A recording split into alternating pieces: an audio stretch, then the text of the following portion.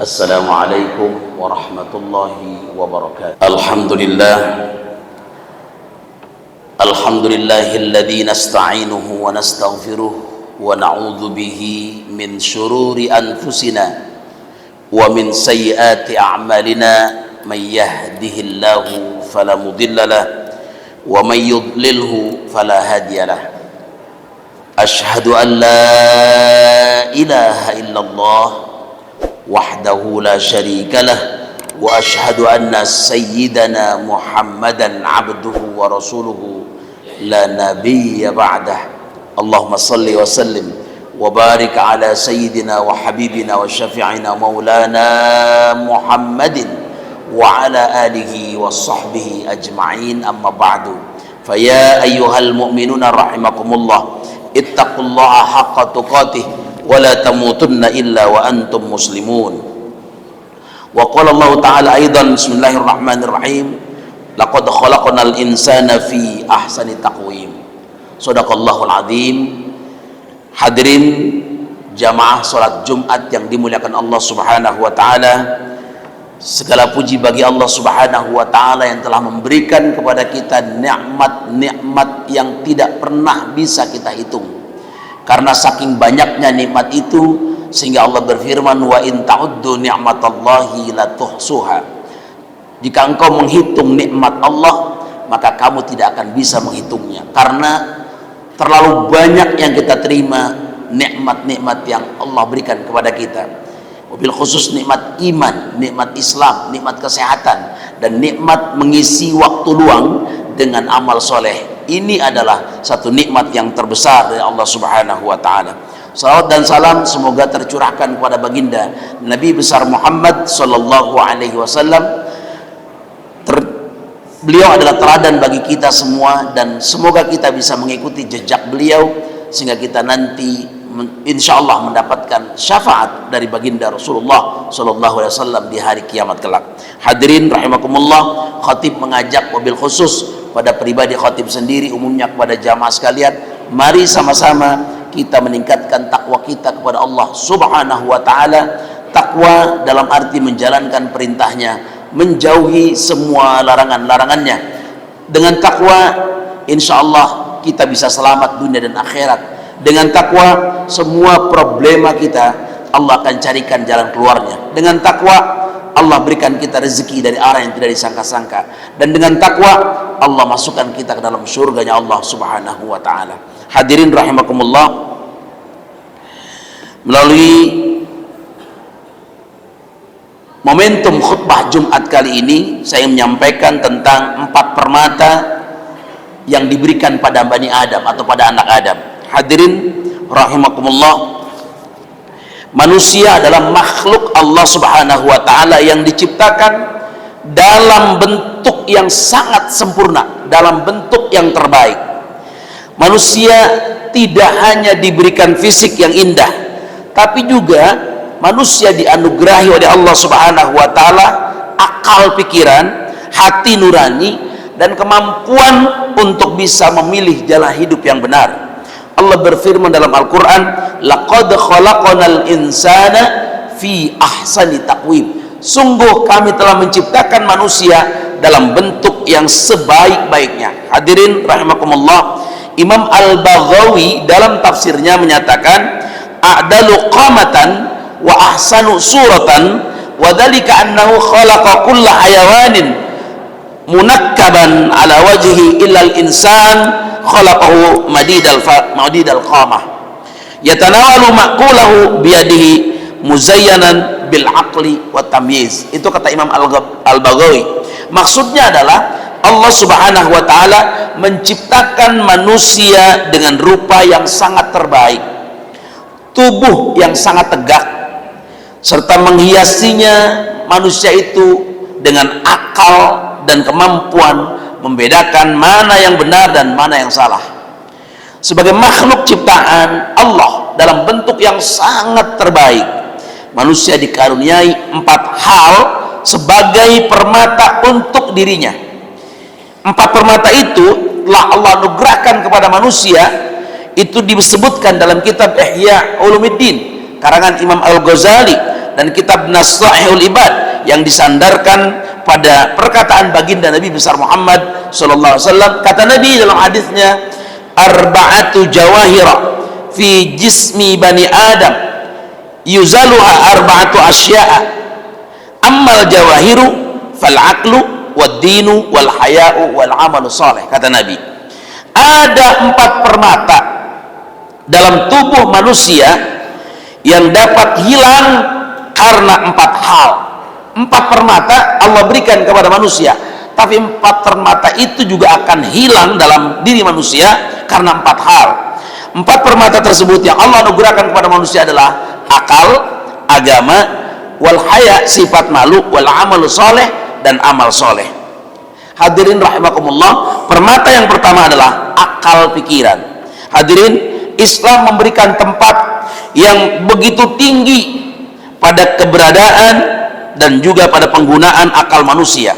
Secara benar Al-Quran menerangkan pentingnya akal untuk bisa mempelajari alam semesta, alam jagat raya ini, dan untuk dengan akal pikiran itu untuk mengenal Allah subhanahu wa ta'ala dan membedakan mana yang hak dan mana yang batil. Bukankah Al-Quran menegaskan dalam Al-Quran, inna fi khalqis samawati wal ard wa ikhtilafil laili wan nahar la ayatin li ulil albab, sesungguhnya dalam penciptaan langit dan bumi dan pergantian malam dan siang itu terdapat tanda-tanda kebesaran Allah bagi kaum yang berpikir, bagi kaum yang berakal. Hadirin rahimakumullah, jadi akal itu adalah satu permata bagi anak Adam, karena ini hanya diberikan kepada manusia, saudara, dari Allah subhanahu wa ta'ala. Allah berikan karunia akal itu sebagai alat untuk memahami agama. Begitu juga, begitu pentingnya akal bagi seorang muslim hingga dalam maqasidus syariah, dia termasuk dalam 5 hal yang mesti dijaga oleh manusia itu sendiri dan menjadi syarat sahnya ibadah kita.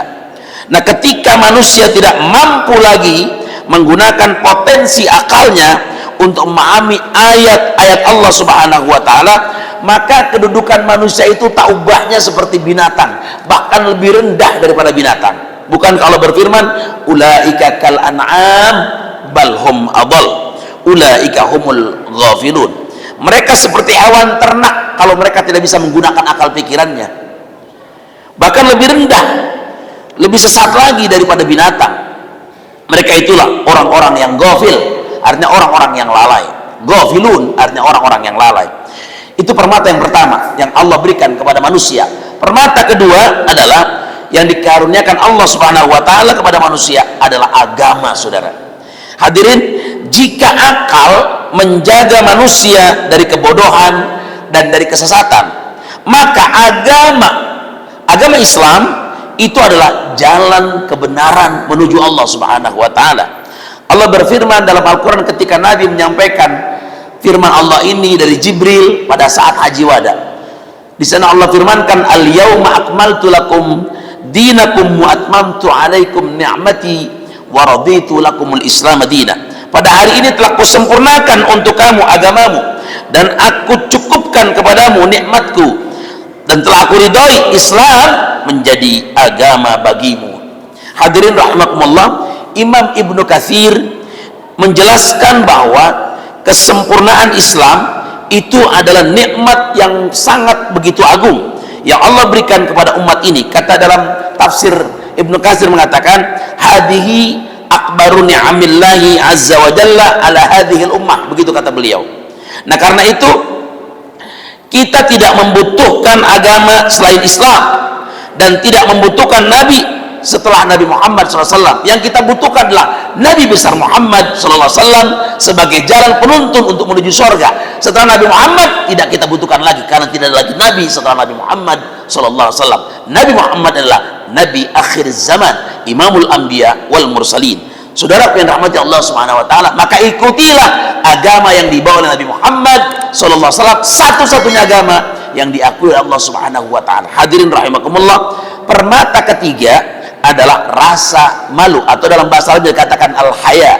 Hadirin, jika agama adalah cahaya hidup manusia, maka rasa malu adalah pagar kemuliaannya. Malu akan mengajak manusia sebagai pemiliknya agar menghiasi dirinya dengan apa? Dengan akhlak mulia dan menjauhkan diri daripada sifat-sifat yang hina. Rasulullah SAW bersabda, kata Nabi, al-haya'u la ya'ti illa bi khair. Malu itu tidak akan mendatangkan sesuatu melainkan kebaikan semata-mata. Muttafaqun alaih. Hadis ini diriwayatkan oleh Imam Bukhari dan Imam Muslim. Hadirin rahimakumullah, mengapa malu itu menjadi permata bagi anak Adam? Saudara, karena malu ini itu akan mencegah pemiliknya itu dari melakukan sesuatu maksiat, sesuatu perbuatan yang maksiat. Makanya ketika ada salah seorang sahabat yang mengecam saudaranya dengan mengatakan, sungguh malu telah merugikanmu, kata sahabat, maka Nabi kemudian mengeluarkan sabdanya dengan kata, da'hu fa innal haya'a minal iman. Biarkan dia wahai sahabatku, kata Nabi, fa innal haya'a minal iman, karena malu itu adalah sebagian daripada iman. Abu Ubaid al-Harawi rahimahullah ta'ala berkata, maksudnya adalah rasa malu yang menjadi penghalang antara seseorang dengan kemaksiatan. Jadi malu dalam bermaksiat, saudara.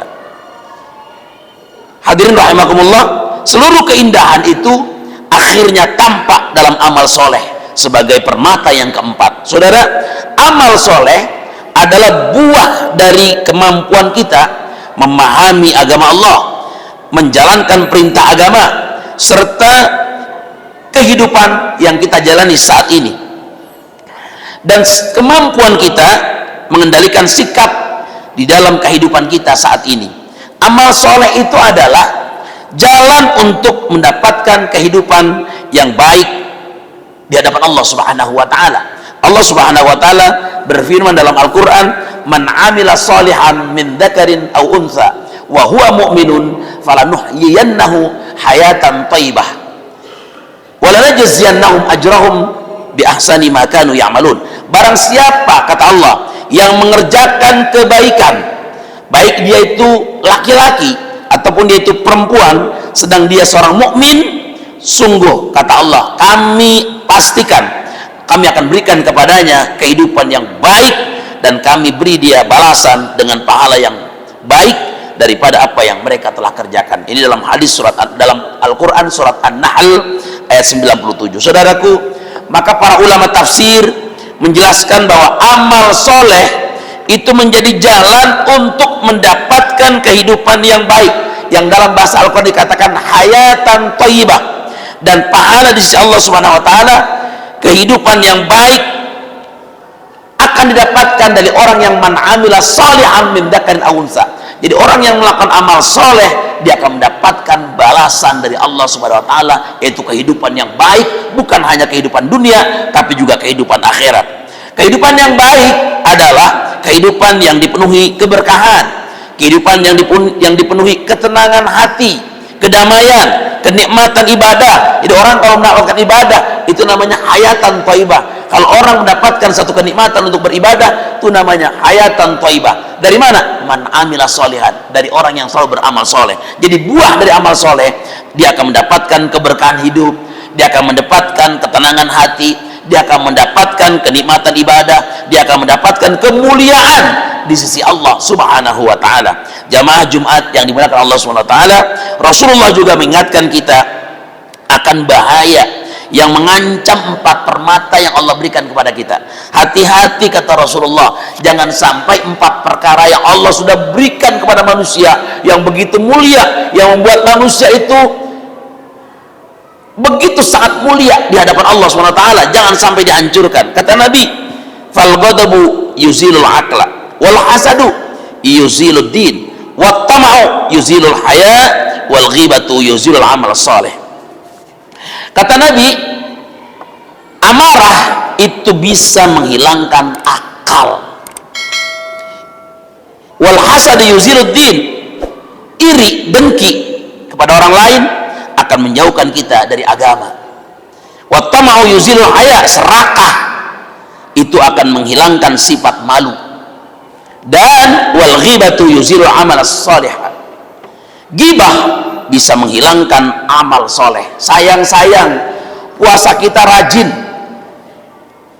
nuntut ilmunya rajin, tahajudnya rajin, doanya rajin, bahkan kebaikan-kebaikan lain rajin, tapi dia akan hilang begitu saja tanpa bekas ketika kita selalu membicarakan aib orang lain. Hadirin rahimakumullah, dia akan menghilangkan amal-amal soleh yang kita lakukan. Hadirin rahimakumullah, betapa banyak manusia kehilangan akalnya karena amarah, betapa banyak manusia kehilangan agamanya karena dengki sama orang, betapa banyak manusia kehilangan rasa malunya karena kerakusan terhadap dunianya. Dan berapa banyak amal soleh gugur, hilang begitu saja karena lisan yang gemar membuka aib orang lain. Maka jagalah 4 perkara yang Allah berikan tadi kepada kita, yang tadi disebutkan kepada kita sebelum dosa merampas cahaya hidup kita.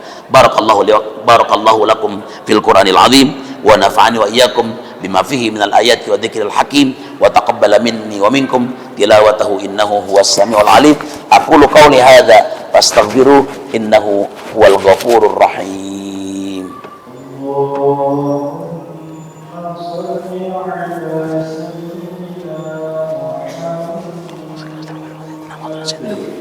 Allahumma rabbana anzil alaina ma'idatan minas samai takun ma'idatan ya Allah.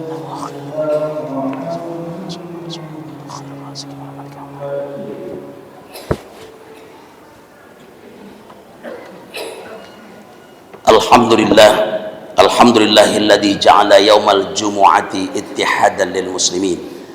Asyhadu an la ilaha illallah wahdahu la syarikalah, wa asyhadu anna sayyidana Muhammadan abduhu wa rasuluhu arsalahu Allahu rahmatan lil alamin. Allahumma salli wa sallim wa barik ala sayyidina wa habibina wa syafiina wa maulana Muhammadin wa ala alihi wa sahbihi ajma'in. Amma ba'du, fa ya ayyuhal mu'minuna rahimakumullah, ittaqullaha haqqa tuqatih wa la tamutunna illa wa antum muslimun. Wa qala Allah ta'ala fi kitabihil karim, a'udzu billahi minasyaitonir rajim, bismillahirrahmanirrahim, laqad khalaqnal insana fi ahsani taqwim thumma radadnahu asfala safilin. Wa qala ta'ala aidan, innallaha wa malaikatahu yusalluna 'alan nabi ya ayyuhalladzina amanu sallu 'alaihi wa sallimu taslima. Allahumma salli wa sallim wa barik ala sayyidina Muhammadin sayyidil anbiya wal mursalin, wa radallahu ma'an arba'atil khulafair rasyidin Abi Bakr wa Umar wa Uthman wa Ali radhiyallahu anhum wa 'anit tabi'ina wa man tabi'ahum bi ihsanin ila yaumiddin wa 'alaina ma'ahum bi rahmatika ya Allah ya arhamar rahimin. Allahumma ighfir lil muslimina wal muslimat wal mu'minina wal mu'minat al ahya'i minhum wal amwat innaka qaribun mujibud da'awat ya qadiyal hajat wa ya kafiyal muhimmat innaka ala kulli syai'in qadir. Allahumma rabbana iftah bainana wa baina qaumina bil haqqi wa anta khairul fatihin. Rabbana taqabbal minna du'ana innaka sami'ud du'a. Rabbana atina fid dunya hasanah wa fil akhirati hasanah wa qina adzaban nar. Ibadallah, innallaha ya'muru bil adli wal ihsan wa ita'i dzil qurba wa yanha 'anil fahsya'i wal munkari wal baghi ya'idukum la'allakum tadhakkarun. Fadhkurullaha al-'azima yadhkurkum was'aluhu min fadlihi yu'atikum wa la dzikrullahi akbar. Aqimus shalah.